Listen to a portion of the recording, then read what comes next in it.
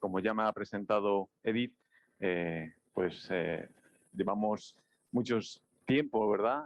Orando por vosotros desde el inicio, y damos gracias por la vida de Edith y cómo Dios ha obrado en su corazón y cómo ha cogido riendas, ¿verdad?, de la iglesia y todos los ayudantes.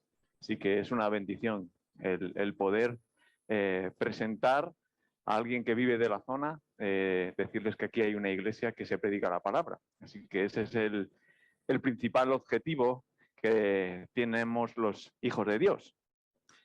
Y quería con vosotros compartir un texto que está en Hebreos, y cuando hablé con Edith, le dije de poder predicar Hebreos 12:1 y al 3, y me dijo, no, ya lo he predicado yo. Dije, anda.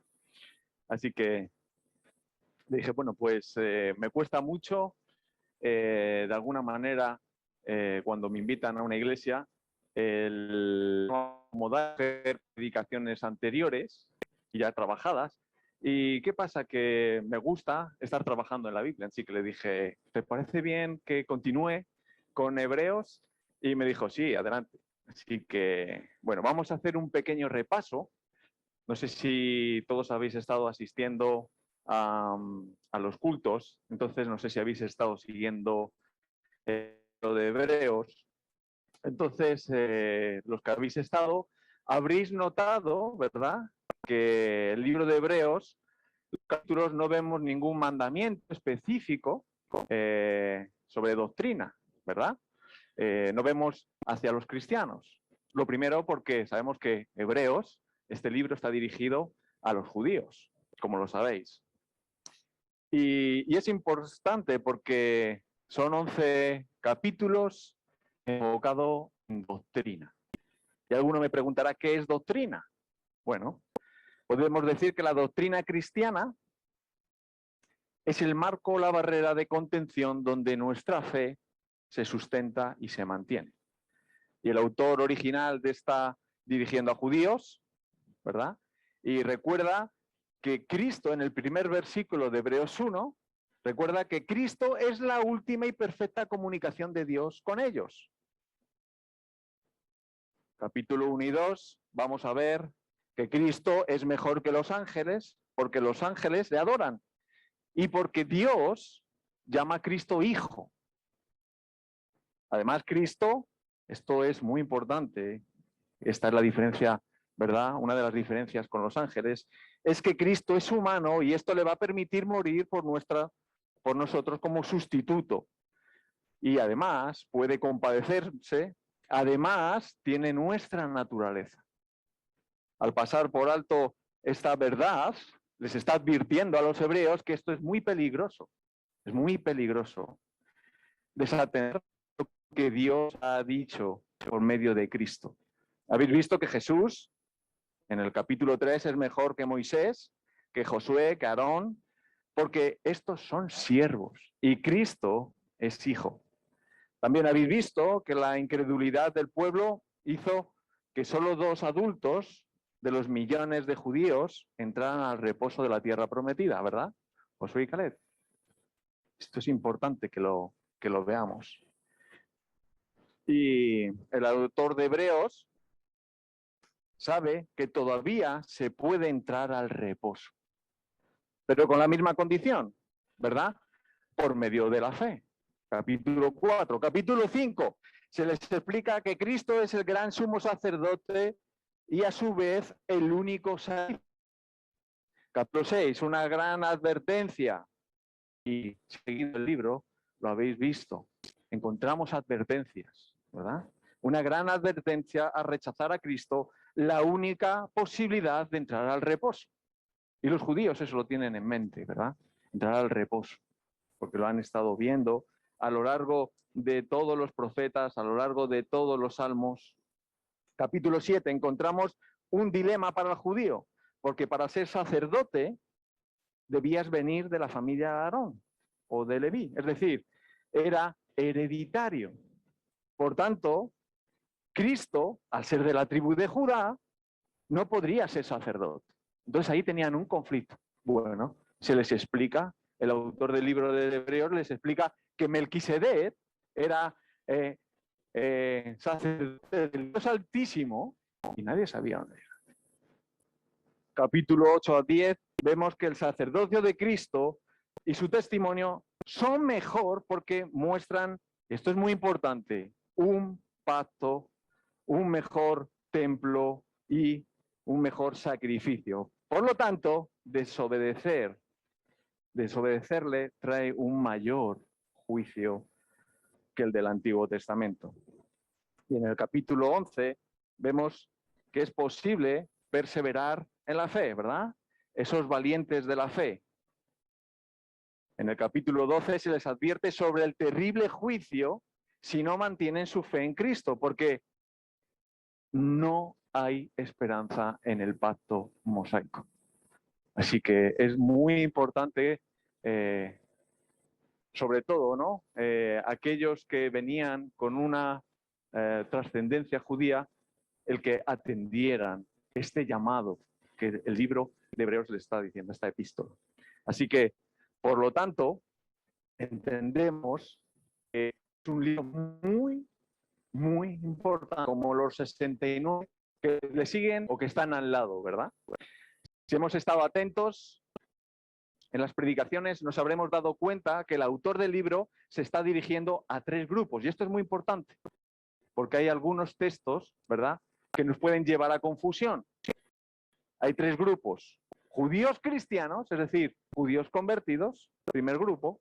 Segundo grupo, judíos convencidos. Eso es muy importante también, intelectualmente. Una cosa es ser convertido y otra cosa es, ¿verdad?, ser convencido.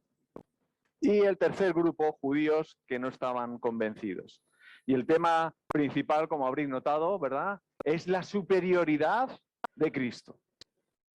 Pero, como he dicho antes, hay 5 advertencias serias al rechazar a Cristo. Así que espero que ninguno de los que estamos aquí, ¿verdad?, en esta tarde, caiga en el error, ¿verdad?, de despreciar esa obra que hemos estado cantando, ¿verdad?, sobre Cristo.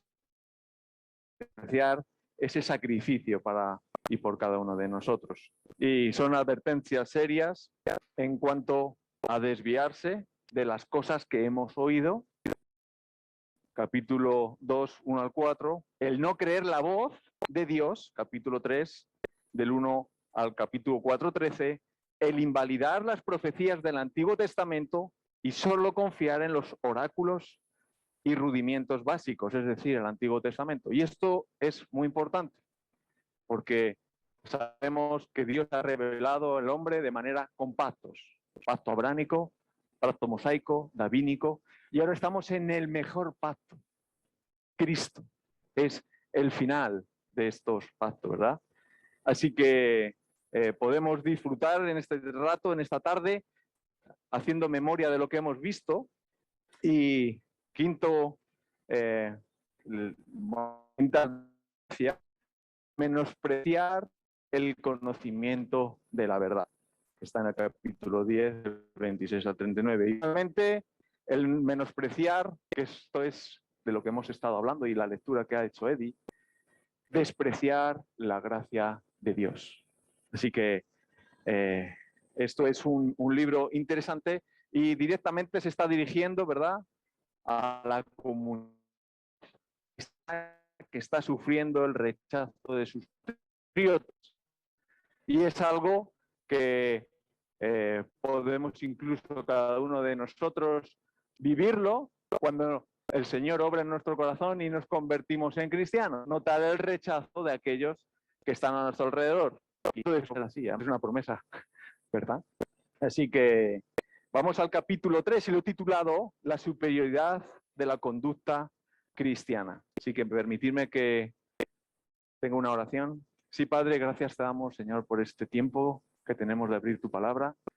Señor, te pido que tú me utilices, Señor, y a mis hermanos le des todo el entendimiento para que puedan afianzarse en estas verdades. Gracias, Padre, por todo, en el nombre de tu Hijo amado. Así que vamos a hacer la lectura, nos vamos al texto, que es Hebreos 13, y vamos a leer del 1 al 6. vamos a leer del 1 al 6 y dice la palabra de Dios.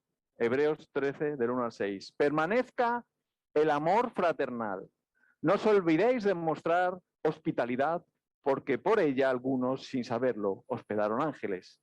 Acordaos de los presos como si estuvierais presos con ellos, y de los maltratados, puesto que vosotros también estáis en el cuerpo. Sea el matrimonio honroso en todos, y el lecho matrimonial sin mancilla, porque a los inmorales y a los adúlteros los juzgará Dios. Sea vuestro carácter sin avaricia, contentos con lo que tenéis, porque Él mismo ha dicho, nunca te dejaré ni te desampararé.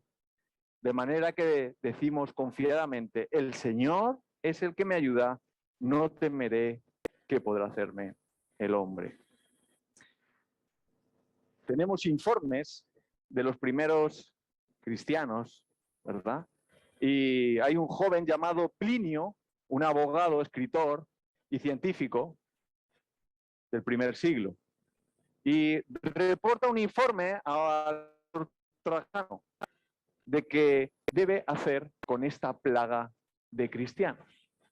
Así que vamos a leer lo que este hombre escribió a Trajano. Dice sobre los cristianos: se obligan por juramento a no cometer ningún delito, a evitar el robo, el hurto o el adulterio. Nunca rompen su palabra, ni se niegan a entregar un depósito cuando les piden reembolso. Esto es increíble. Si hoy en día, ¿verdad?, este tipo de cristianos son asombrosos, imaginaros hace 2000 años. Imaginaros por un momento que la gente se quedaría. ¿Cómo puede ser esta gente? Esta gente son extraterrestres, ¿o qué es lo que está ocurriendo? Esta conducta es la que aparece en los evangelios, es la que en las epístolas, y no debe ser una opción para el cristiano. Esto no es una opción. Es el resultado de la obra del Espíritu Santo y una correcta doctrina. Por eso es importante la doctrina. Es el marco, es la enseñanza, ¿verdad?, del cristiano. Es inútil pretender que nuestros principios morales o ideas cambien sin una enseñanza bíblica correcta. Pero de igual modo, es imposible vivir de esta manera si no tenemos una relación personal con Jesucristo. Por tanto, el autor de Hebreos ha estado, ¿verdad?, como he dicho, 12 capítulos enseñando doctrina. Es el marco que hace que una persona pueda vivir como a Dios le agrada. Sencillo. El autor de Hebreos ha estado enseñando a los judíos su nueva situación. Por tanto, como cristianos también, nuestra nueva situación. Antes de hablarles de su actitud, les habla de su nueva situación. La superioridad de la posición de Cristo, la superioridad del sacerdocio de Cristo, la superioridad del ministerio sacerdotal de Cristo, la superioridad de los privilegios del cristiano, capítulo del 10 al 12, 29, y ahora esta superioridad de Cristo, este sacrificio de Cristo, hacen posible la superioridad del comportamiento del cristiano. Es un ejemplo sencillo. Querer que un hombre sin Cristo obedezca, importante, ¿eh? Querer que un hombre sin Cristo obedezca a Dios es como querer que un cerdo no se meta en un charco de fango. Para eso tiene que ocurrir algo. Para eso este cerdo se tiene que transformar en un precioso cisne, que solo será la manera en la que quiera meterse en un agua cristalina. Así que con esto en mente vamos a pasar al versículo 1, un amor superior, un amor superior. Dice versículo 1, permanezca el amor fraternal. Y muchos se preguntarán, ¿qué importancia tiene el amor fraternal entre los creyentes? Y la respuesta a esa pregunta de gran importancia la encontramos en Juan 17, donde Jesús ora y ruega al Padre por esa unidad en amor, esa unidad en amor, con el propósito, ¿para qué? Para que el mundo sepa que tú me enviaste y que los amaste tal como me has amado a mí. Así que el amor entre hermanos es muy importante, muy importante. El amor fraternal entre creyentes identifica a quién le pertenecemos. El amor fraternal no se crea ni se genera, sino que es el flujo natural de la vida cristiana. Cuando una persona es salvada por Dios, se siente unida en comunión con otros creyentes y desea estar en ellos. Y cuando digo comunión, no me refiero a esta nueva comunión de Zoom, ¿verdad? Que la pandemia nos ha obligado y donde algunos creyentes ahora se están sintiendo demasiado cómodos.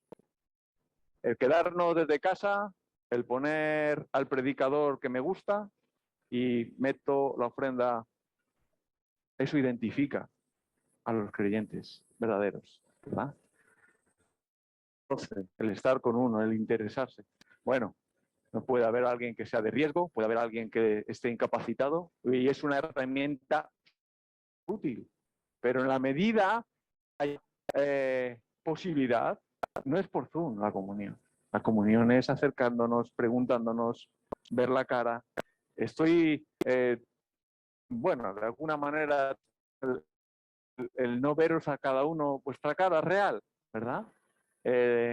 Tenemos un local, un rocódromo, que algunos lo conocéis, y las clases las damos con mascarillas y el otro día, yendo por la calle, la gente me saluda y tal, porque yo fuera, después de, les pongo el entrenamiento, me la quito y ellos conocen mi cara, pero no sé quién era, no sé. Y lo tuve casi un mes. Así que eso es realmente la comunión, el preocuparnos, el saber uno de otro, el qué tal estás, hermano, que tenemos telecomunicaciones que se pueden utilizar y de hecho debemos de utilizarlas con aquellos que no tienen la posibilidad de venir. Pero los cristianos verdaderos llamados a estimularnos en el amor y a las buenas obras. Lo dice Hebreos, ¿verdad? 10 del 24 al 25, lo habremos visto. Y en la medida que obedecemos la palabra de Dios, nuestro amor crece hacia otros creyentes. Y es importante, ¿verdad? Que nuestro amor crezca hacia otros creyentes. Es imposible que nuestro amor crezca sobre un creyente que ni siquiera conozco. Eso es muy difícil. Vemos en el capítulo 6, del 10 a 12, que los hebreos, esto es muy importante también, ya tenían amor fraternal de ellos, porque les dice, vamos a leerlo, Hebreos 6.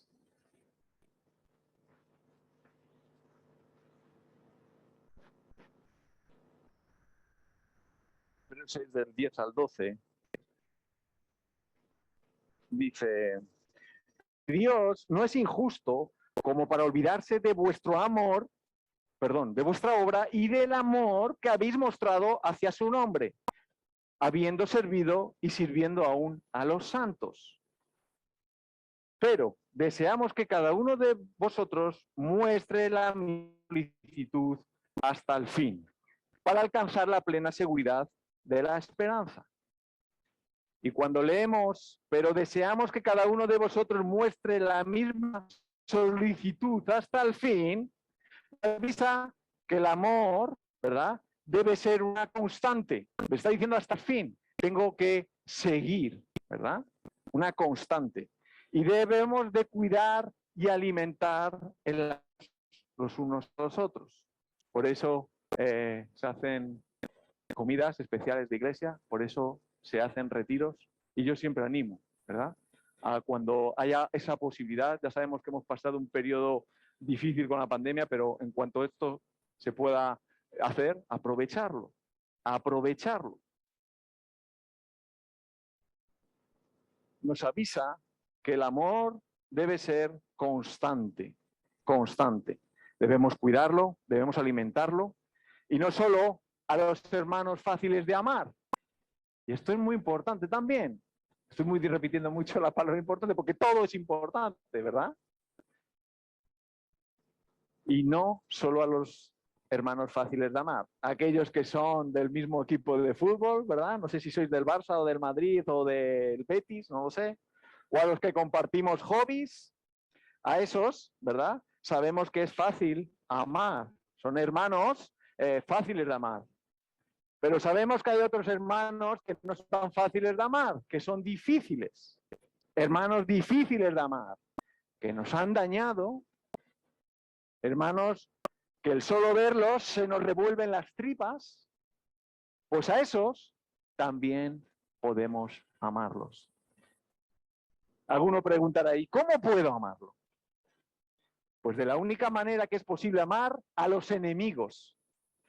Y es porque Dios ha obrado en tu vida y nos ha hecho hijos suyos. No hay otra manera. Hasta que no seamos conscientes de lo despreciables que éramos delante de Dios a causa de nuestro pecado, y lo ha estado leyendo Eddie, ¿verdad? Y cómo Él en su amor y misericordia ha ofrecido a su Hijo para alcanzar para sí un pueblo de pecadores redimidos. Será muy difícil, ¿verdad? Amar ni siquiera a los que nos aman. Si no llegamos a entender de que el amado es algo casi imposible, ¿verdad?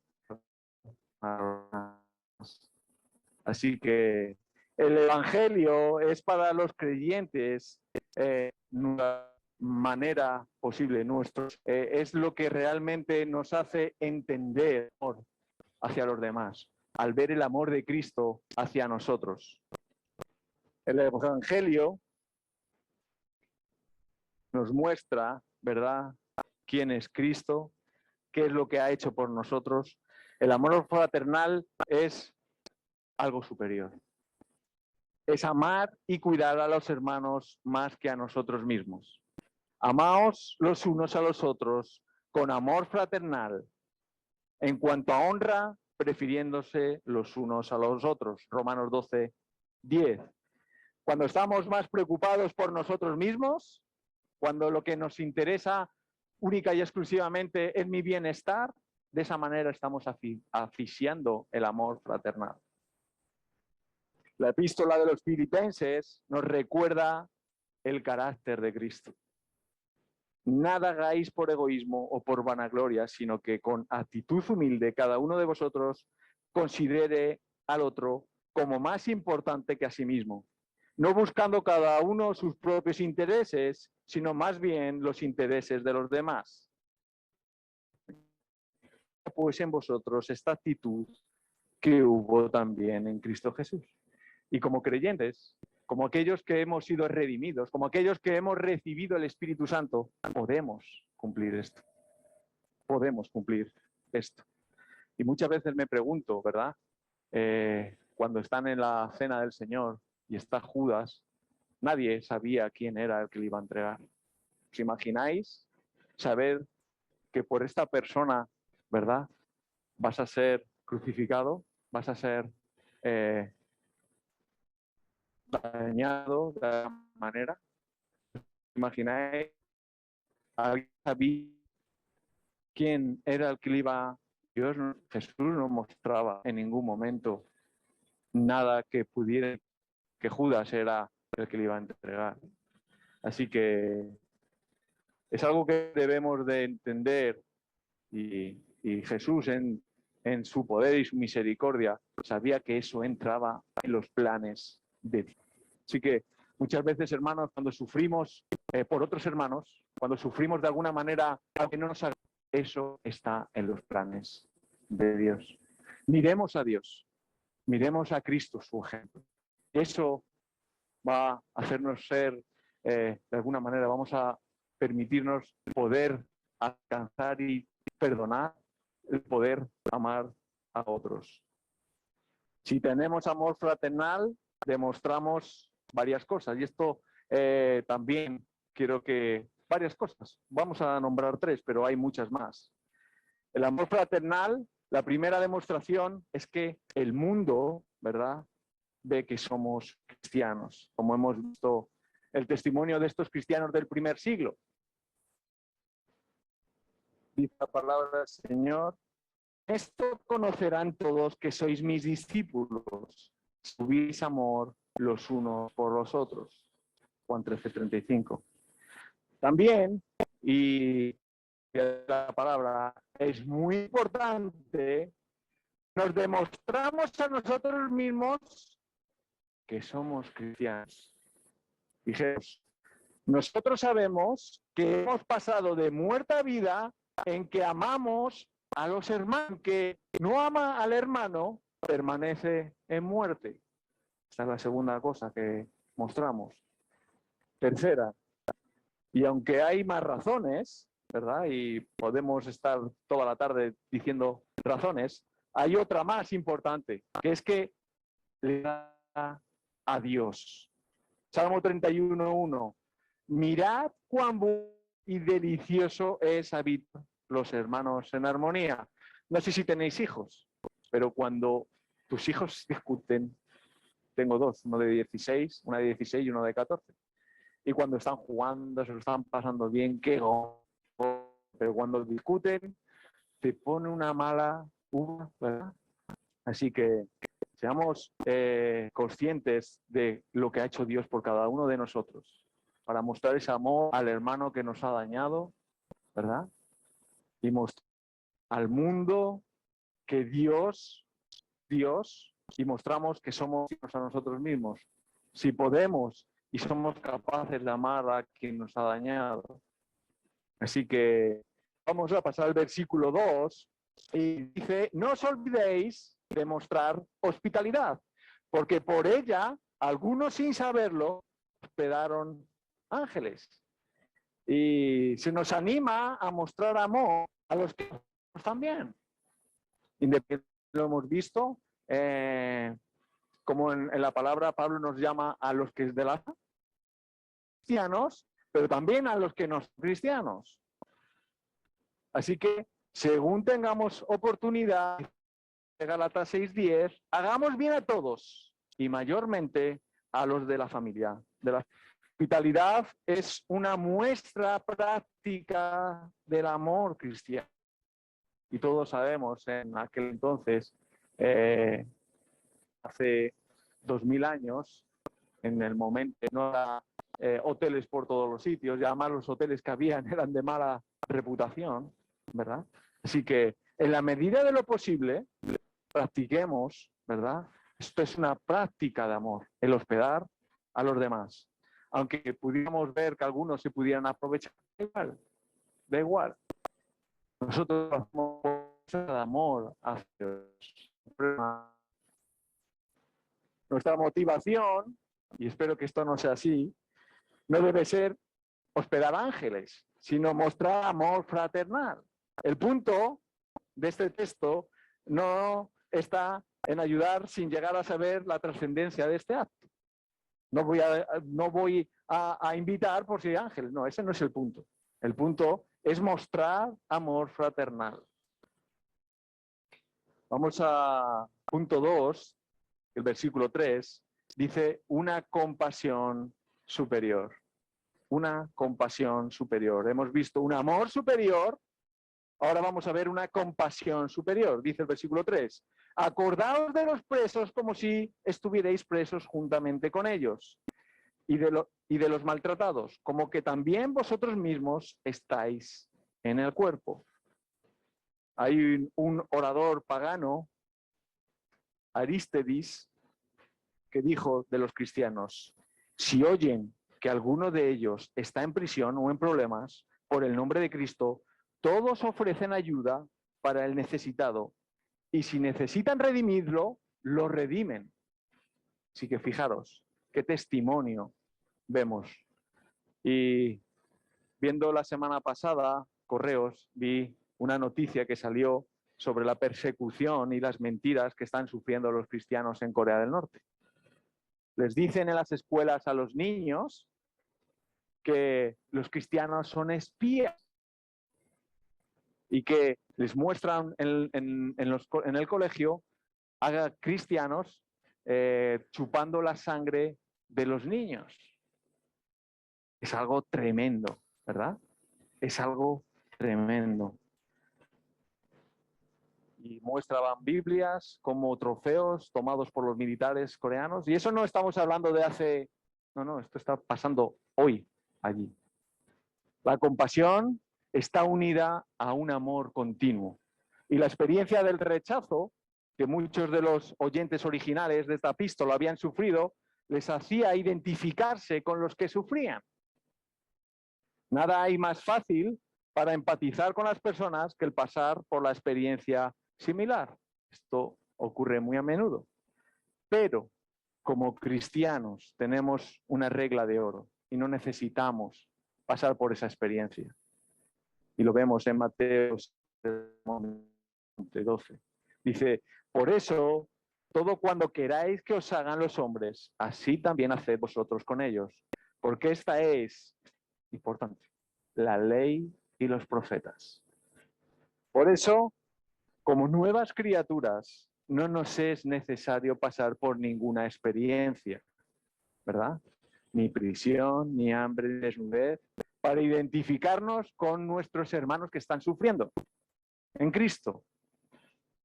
Y otro texto que leí de una confesión antigua de la época decía, si algún cristiano resulta por la causa de Cristo ser condenado a las mazmorras por los impíos, no lo pases por alto, sino que lo obtenido de tu trabajo y de tu sudor a recompensar de Cristo. Estas son muestras de amor, ¿verdad?